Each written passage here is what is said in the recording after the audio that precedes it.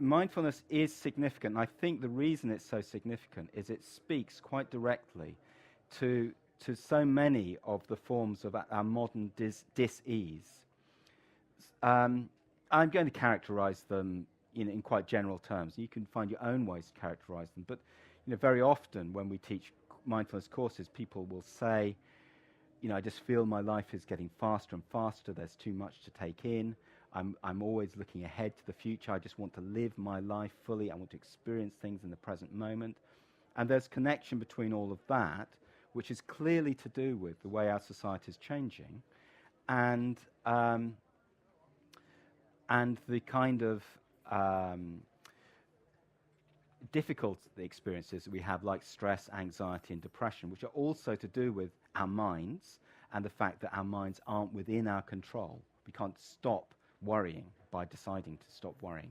So we need something more subtle if we're going to engage with that. Mindfulness is happening on that level. I personally think it's also quite a significant source for social change.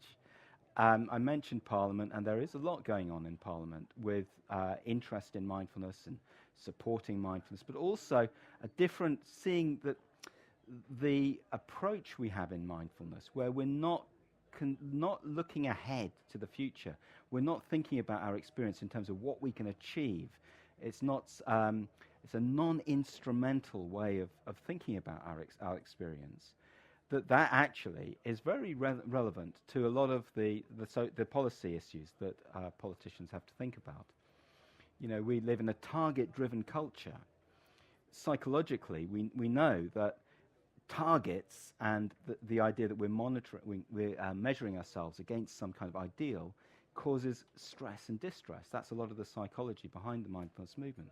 Well, what if the same applied on the social, to society as a whole, how we think about public services and all that? But I think it's worth just noticing that this mindfulness movement has resonance in those kind of ways.